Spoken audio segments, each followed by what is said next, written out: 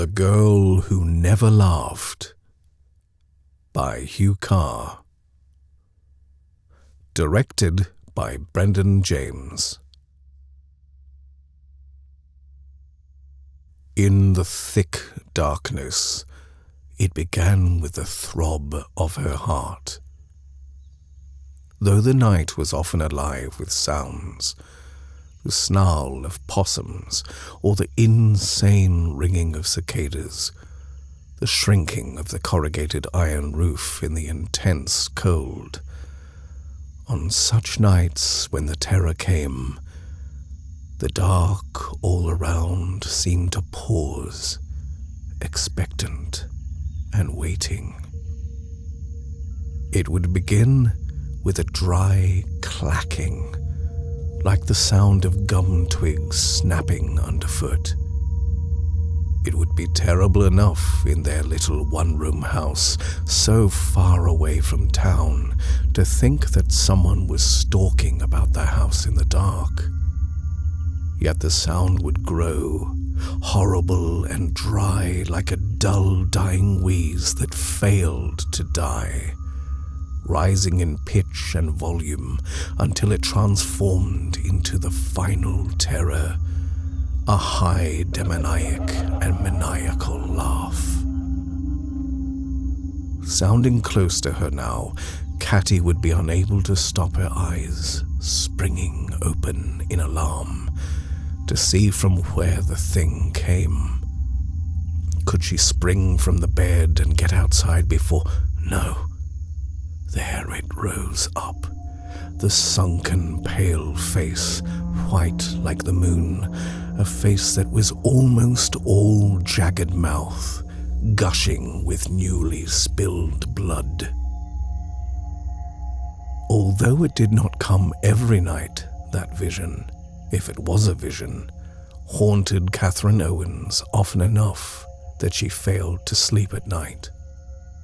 As a consequence, she was frequently to be found in the day, curled up beneath the pale shadows of a gum tree, napping.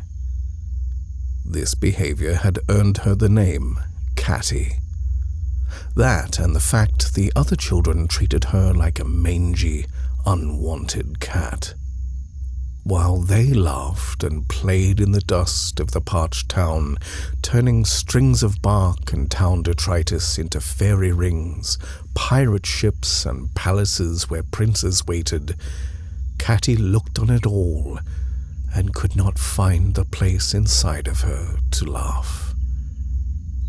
Even more, she came to hate the laughter of the other children. Some nights, when the fear that her night visitor might come was upon her, she would wish that the moon-white face and bloody teeth would go off and stand beside the beds of other children. Then she would see if they remembered how to laugh. Some weeks ago, there had been a long space without the thing in the night coming. Catty began daily to fear that it was soon to come. Something inside of her that she could not understand had built up, so that the thought of one more moment feeling like a helpless, hunted thing in the dark, in the prison of her hovel of a home, with nothing outside but clawing, snatching trees that she felt sure were in the service of the moon-white face, drove her one afternoon to run deep into the bush and lay herself upon a great, flat granite boulder. Soundlessly, as tears streamed from her eyes, she lifted the biggest rock she could, one equal to the size of her own head, at arm's length over her face. It dangled there above her, dark against the blistering blue of the sky. She hoped to let it drop and smash her into a place where there was no more night filled with the mad laughter and the white face. Yet in that moment, another vision came to her. if she let the rock fall down upon her, would it be enough to end her life? Could it be that it would only smash her face in, cracking all her teeth and sending forth a fountain of blood from her mouth, like she had seen pouring from the necks of slaughtered chickens? Could it be that her night monster was her own face, broken by her choice with the rock perched over her? That thought was enough to make her throw down the rock. Whatever the face in the night was, she did not want to become it. And so Catty, only 7 and dreaming of the great escape of death, because she did not have a name for the thing that she had almost done, or the dark thoughts inside of her, told no one. Even if she felt she could, who was there to tell? Since the disappearance of her father, she had lived with her mother in the small, wattle and daub and corrugated iron shack, separated from the town of Euroa by the boulder-strewn height of Belmaton Hill. Alone and robbed of the income her father had made in sheep shearing in the Shire of Benella, her mother was often absent, eking out what earning she could. The only other adult to whom she had connection was her aunt, her father's sister. She was thin and stern-faced, and laughed as often as Catty did, which was to say, not at all. When she did speak, it was generally about the righteous judgment of the Lord, and the nest of sinners that was their township. Catty often wondered if her aunt's back had locked in place, as she seldom seemed to bend. She was always stiff and upright. On the occasions that she slept in her aunt's stone cottage in town, she lay in the dark wondering if her aunt slept upright. At last, she would fall asleep, safe in the knowledge that the white face did not come to her in town. There was a time when she did not fear the night. In that time, she remembered her mother's laughter, and it had not been a thing to hate. She laughed despite her father's absence, because before he had vanished, he had given her and her mother a treasure, her sister, Hannah. Catty still remembered her fat and giggling face, ever bright and full of life. Her hair was paler than the summer grass, a silver blonde that made her clear grey eyes seem more beautiful than the native lobelia that grew around the cottage. Her laugh was wet and her skin milky. When Catty thought of her face, an ache opened inside of her. Although only 4 years had passed since her death, it seemed to Catty like another lifetime ago. When she died, it was not only Catty who had ceased to laugh for a time. Brightness was stripped from the town for a long stretch. Adults had begun to look at her with wide eyes. As she grew older, she began to feel that she understood the look on their faces. Something about Catty made them afraid. So she kept away from the adults where she could. The local school, a small brick building with no floor, run by the only person of whom her aunt spoke highly, Mr. Dixon, occupied some of the local children. Those that lived within a mile or so of her mother's shack at Sheehan's Creek spent most of their time on light duties with the pigs, dairy cattle, and the fruit orchards. On sweltering days they shirked their chores and, tired and cantankerous with the heat of the early afternoon, they sought out Catty to torment. She was alien to them. Not one to join in on their games, she was seen by them only briefly, flitting between the trees, an outsider. A spy. Hunting her had become a local sport. Often they would come upon her lying in the open, sleeping. "Creepy catty," they taunted one day as they made a circle about her. Awakened from her sleep, Catty could only hiss at them to leave her alone. "Don't get too close to her," said Betty McKernan. "You'll get her fleas." They never did get too close to her. Even though the bigger boys regularly competed amongst themselves in knuckle boxing, none admitted they weren't brave enough to come near her. She was smaller than most of them, and though not silver blonde like her sister had been, she was the only child in town to have red blonde hair. There was something odd about her hair, her pale skin, and her unsmiling eyes. Hardly any of them knew the word, but Catty had a witch-like quality that made them wary. The children were not the first to notice how unlike her mother Catty looked. Among some of the parents of the children, old folk tales were whispered. She was branded as that fey child. Old Mrs. Beaton, grandmother of the two Beaton boys who were circling her, referred to Catty only as the changeling.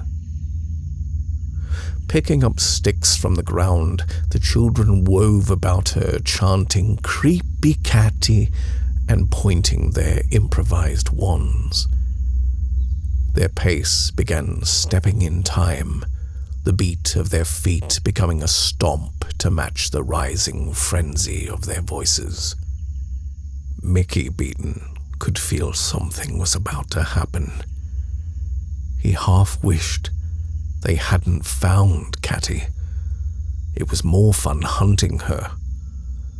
Circling her as they did, he felt none of them were in charge of the game. It was almost as if they were waiting for Catty to act. He looked around, seeing the half-dozen others of his friends, and felt they were not enough. He cried out at her, more to break the feeling of expectation that rose inside of him. "Go! Run away!" Remembering something his father had said, he grinned slyly and added, "Run away! No one wants you here. You're just like—" "It's my home," Catty shot back at him. "You're just like your bloody father," he mocked. "Bugger off and run away. You stay here, you'll end up like him, in the asylum." Catty stared at him with an expression of mixed ignorance and anger. She didn't know what an asylum was, but she was smart enough to gather it meant something awful. "What's an asylum?" asked little Eileen Kearney, who was a year younger than Catherine. "It's the place where they puts mad people, like old man Owens, her father." "My father wasn't old," Catty retorted. She had wanted to say that he wasn't mad, but she knew they would only run with it, no matter how hard she protested. Besides, she didn't know if he had been. He had left her and her recently grief-stricken mother and never come back. "He was, all grey he was," laughed Mickey. He was 10, old enough to remember things that she didn't. There was no picture of her father in her mind's eye to dispute his description. She listened in silence, instead with a kind of yawning, sickening pain inside of her. Mickey's younger brother Robert joined in. "All grey he was, and he walked like this." He performed an exaggerated, bow-legged walk that made the other children scream with laughter. Mickey turned to Robert. He gauged it was the right time to share aloud the dirtiest thoughts he and his brother knew. They had heard these words one evening, crouching and sniggering in the bushes as they listened in on the talk of the Bullock team drinking at the Seven Creeks Hotel. "Old man Owen couldn't give it to your mum no more, so she ran him out of town. Now she bagpipes and larks it for anyone for a florin." The boys collapsed together, hysterically laughing and repeating bagpipe again and again. "That's not what I heard," chimed Elsie Earnshaw. "My mother says her father had another woman who he left. That's what he does. After the baby died." A gasp passed through the ringed group. A taboo of the town had been spoken, and each felt the weight of it. They almost expected a parent to swoop in among them, to chastise them into the same silence that awoke when the elders spied Catty walking alone. As they looked guiltily at one another, Catty charged the ring and broke through, running all the way home. That night, before the sun fell behind Belmatum Hill and plunged the shack into darkness, Catty watched her mother poking at the evening fire. She had noticed her mother had become slower than before, struggling to do the myriad of tasks the day demanded. Perhaps, she thought, she had caught the same stiff back of her aunt. Catty had been silent since returning home. As she looked at the creeping shadows, swallowing up the sparse furnishings in the room, she asked simply, "Where did my father go? Was it because of Hannah?"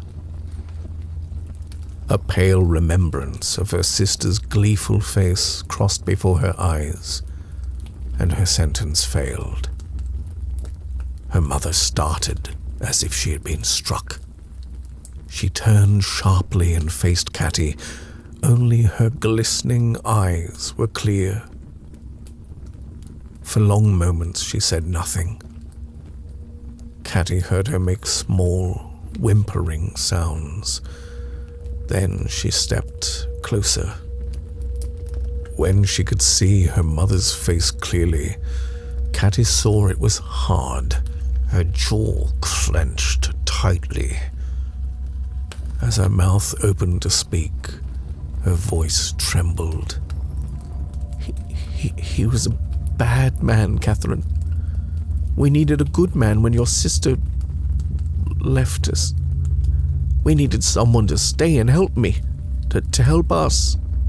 He didn't." The words of the children had been circling in her head, around and around. It was not the claim of madness that had left her feeling empty and sore inside. It was the hateful image of her father, now shaped as a grey and hobbling old man, with another woman.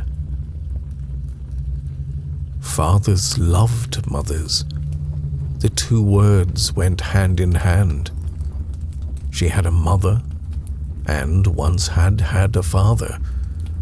The idea that another woman could stand in between the two was more perverse than she could understand. It was a hateful thought. She wanted to pull the thought out of her and smash it against the floor, fling it onto the fire, and watch it shrivel up in red flame. For a moment she could picture the in-between woman in the flame, her hair made of fire. A month passed, and the reason why her mother had become slower grew beyond her means to hide it beneath her skirts. A swelling in her belly announced the arrival of a baby. How it came to be there, Catty did not rightly know. Yet, in the days that passed leading up to the child's birth, she quickly learned to avoid the taunting packs of town children. Only one time she overheard a jibe from a passing child.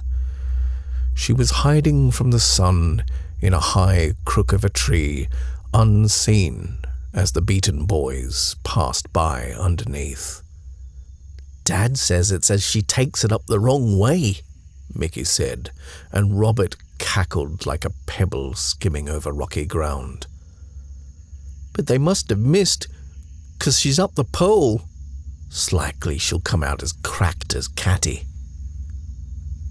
They walked on and out of earshot, speculating as to whether she nightly hugged one of the men of town or whether it was one of the dusty travelers.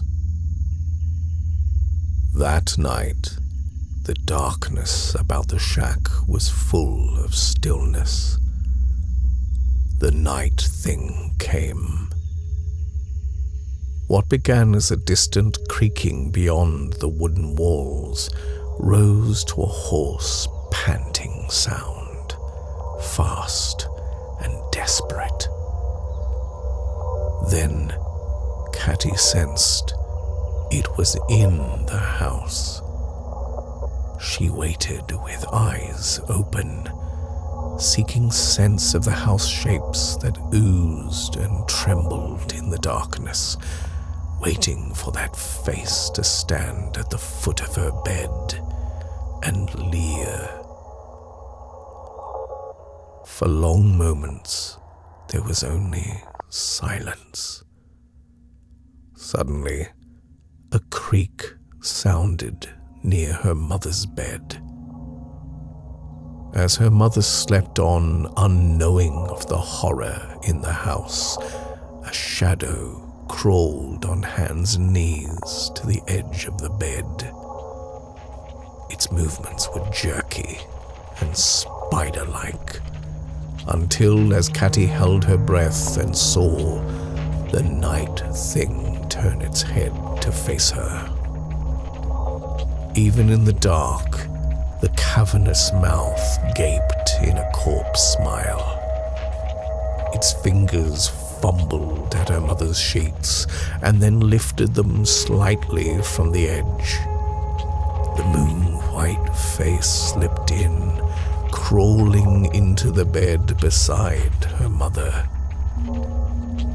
Like the mound beneath her mother's skirts, the night thing formed a hump at her mother's side. From beneath the sheets, the maniacal laugh sounded, muffled, but no less terrifying. And then, suddenly, inexplicably, the humped shape began to slide astride her mother's prostrate form. Catty's heartbeat seemed to be throbbing in her throat, in her mouth, stifling her breath. Small worms of pale light crawled over her eyes. Before darkness took her, the humped shape began to settle, sinking down and in size, diminishing until it was indistinguishable from her mother's swollen belly. As the blackness reared up and sucked her down into oblivion, she heard Hannah's laugh. Her sister's face swam in the blackness, her cherubic softness now bloated, swollen, and blemished by redness. When baby Anne was born, Catty had hopes that they would return to the golden time that Hannah had ushered in, but it was not so. Her mother's pregnancy had been plagued with long spates of illness and fever, so that when the child was born, she was too weak to leave her bed. Her aunt, who had been a regular fixture at the shack in the final weeks, now regularly slept overnight. Although Catty was off-put by her tight-lipped taciturnity, while her aunt stayed, the nighttime horrors ceased. With her aunt came small gifts of food, blankets, and various oddments in bottles from well-wishers in town, so she said. Young though she was, Catty wondered why the people were so free with their presents, yet so restrictive with their company. Unlike Hannah, the new baby did not have her silver blonde hair, nor the red tones of her own curls. Like her mother, baby Anne was mousy and dull. Her dark little face was often compacted into a wail which robbed them all of sleep, and her mother of any sign of the softness and laughter that Hannah had brought. No, thought Catty, this is not my father's daughter. Once that thought had settled and was not shaken free, she compounded it and let it germinate.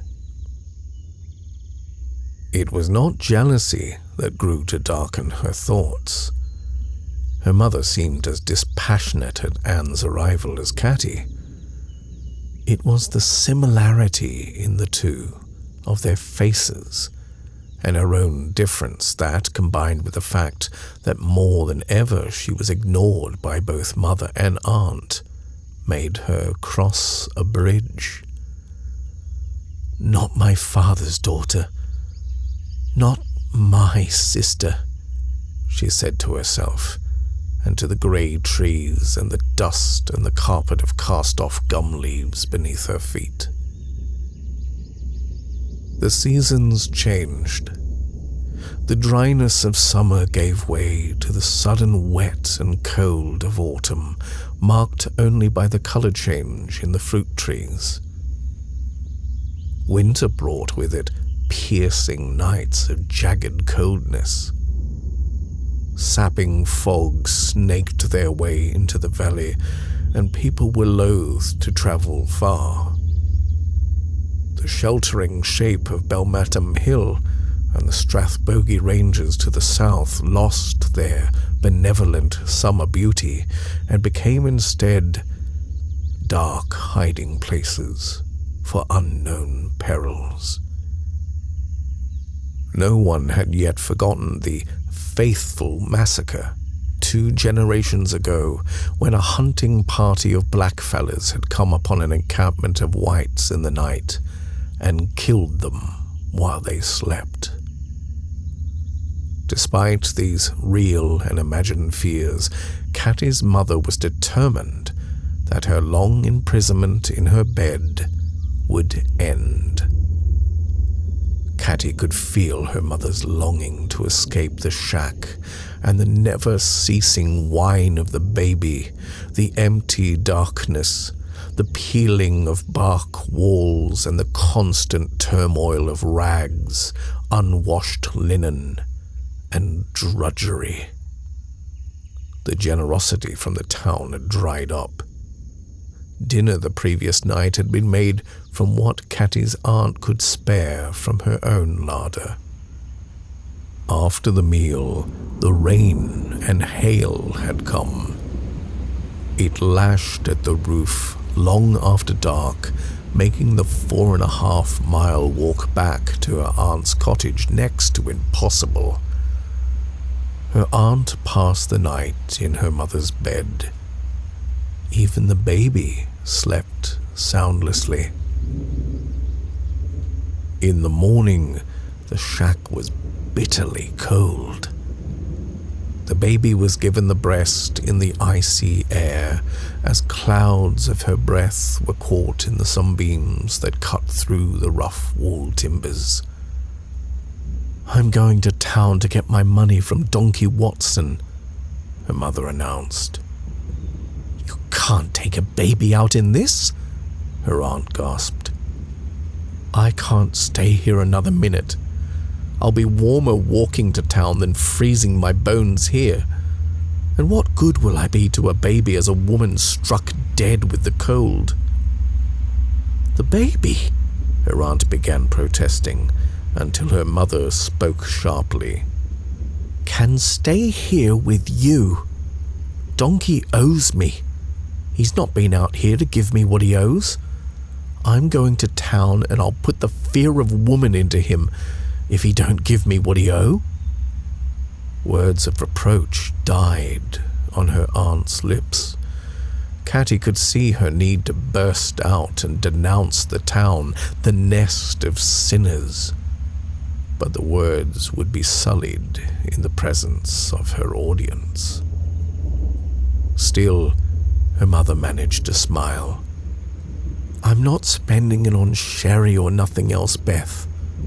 Flour, butter, maybe some sausages if you'll give me my full due, or rabbit to make some broth.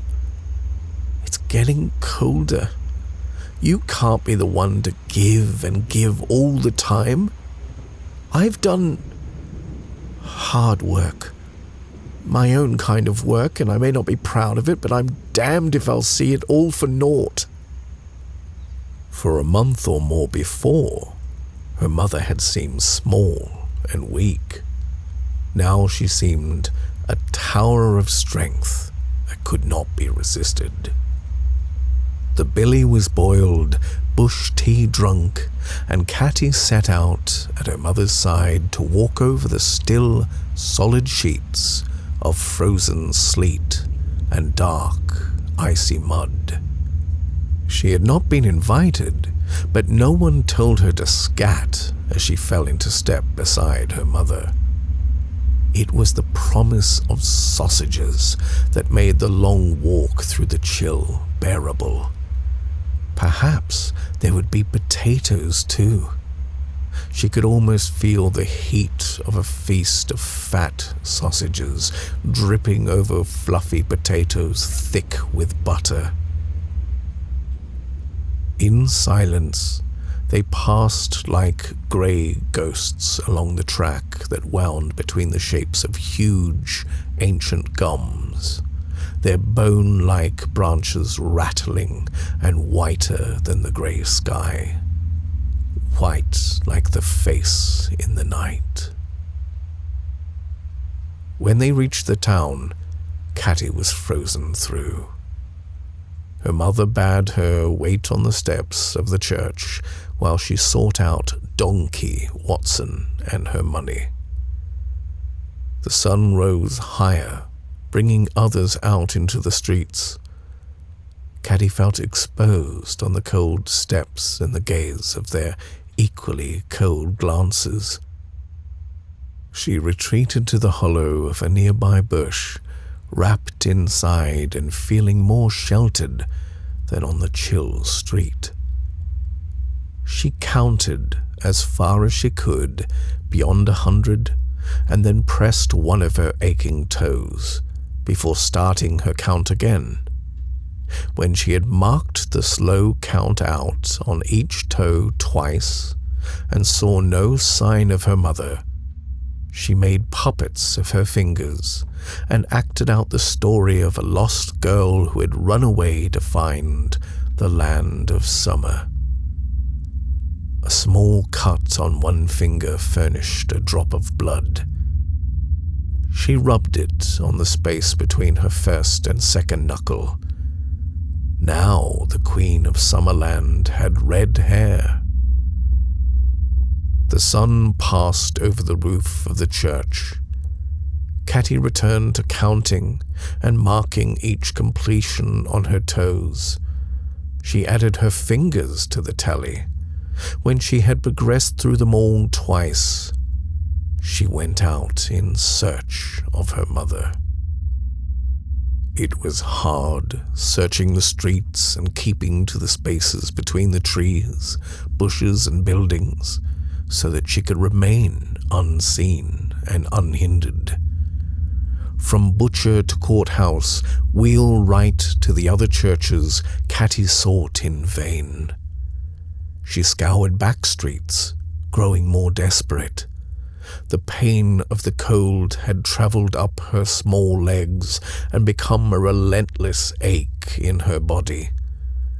Then she remembered the Seven Creeks Hotel.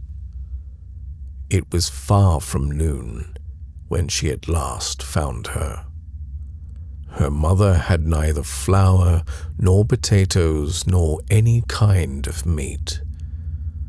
As she sat beside the river looking listlessly into space, an empty bottle rolled by her feet.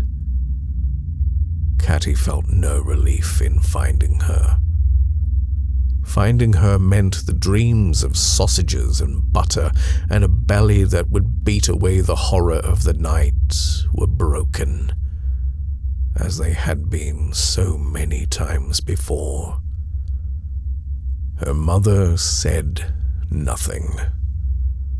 The afternoon was failing. The remaining day was dying, waning into thick grey clouds, relentless cold, and hateful hunger. At last, her mother rose and turned towards the cold way home. Catty no longer kept step beside her. She let her mother walk on until she was a small shape at the end of the road before she followed. They passed a mile until the clouds broke. A wall of rain fell from the sky. Catty ran into a wool shed beside the track, squeezing her way inside, where the darkness within smelt of dusty wool and sheep droppings. The rain fell hard and cut her mother off from her. When darkness came, it showed no sign of relenting. It might rain on forever. Perhaps it would wash her mother away. No, not her mother. The woman who promised sausages and warm broth and gave only cold and emptiness. Maybe this is why her father had left. Maybe he had found her cold and full of nothing but emptiness too. Even when she had been filled with a baby, it hadn't stopped her being empty. Locked in her thoughts, Catty had not noticed the cessation of the rain until she heard a voice calling her. It was shrill. The more it sounded, the more the dark pressed around her.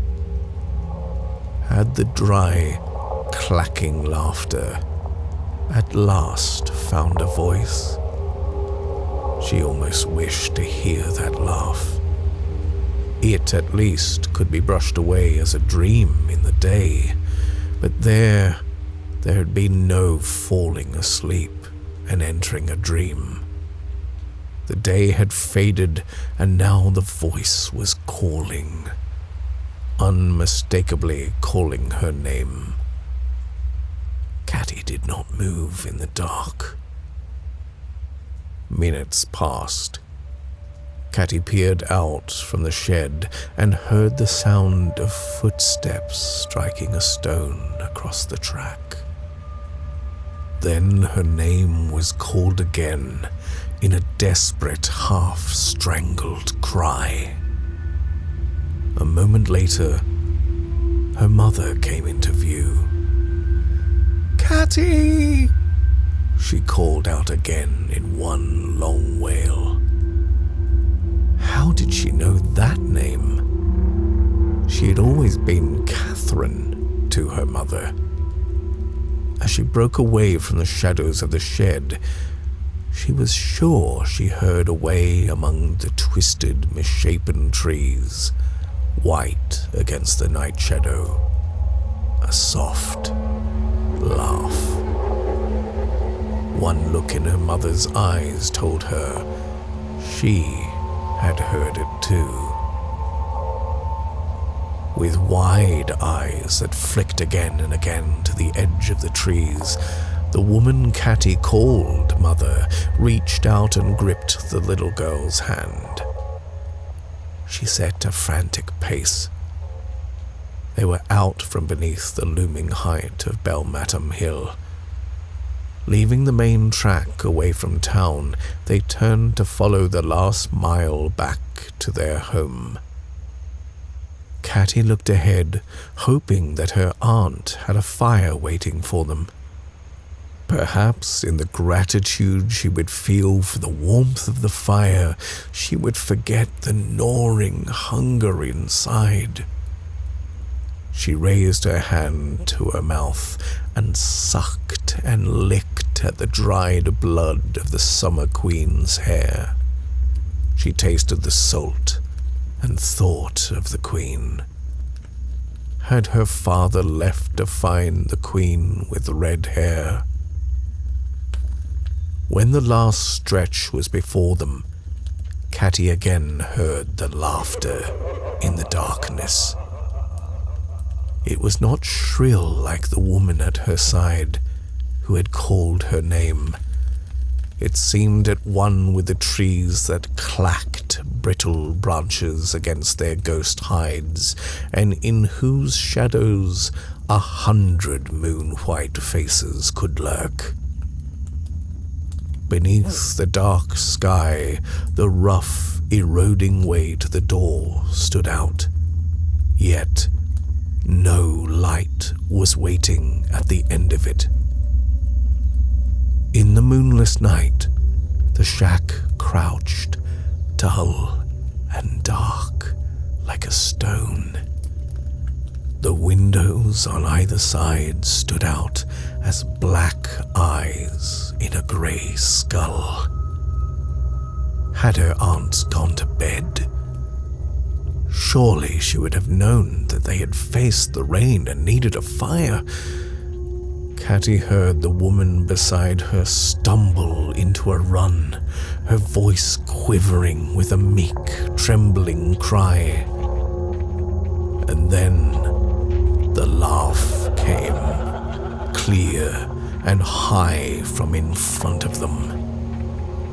From the darkness of the door that stood open, welcoming the cold and the night, it rang out like a horrible bell, a slaughterhouse bell that chimed when the fat calf had bled out and the time to feast had come. The woman at her side had shrunk back and crumpled at the sound of that laugh, coming out of the dark of her house. She knew it.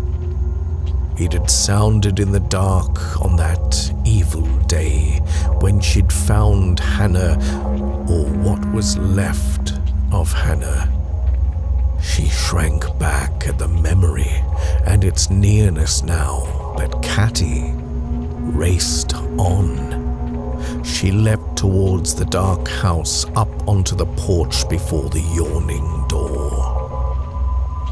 From that blackness, a face came, moon-white and halved by the dark of the horrible hanging mouth.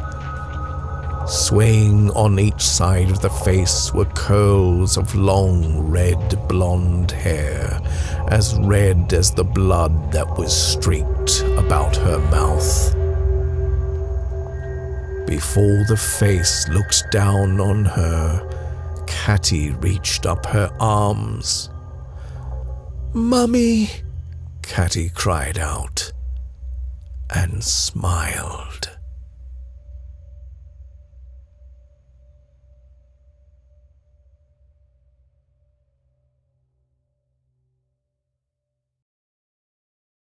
This edition of the Black Dog Chronicles is now available on Bandcamp.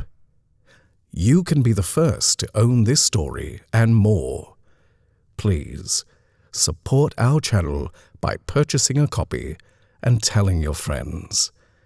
If you don't purchase a copy, please remember, we know your browser history, you sicko.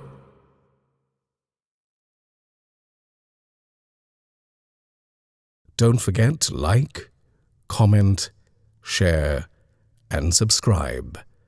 Press the notification bell to be up to date with every new story. And as always, look out for the monsters.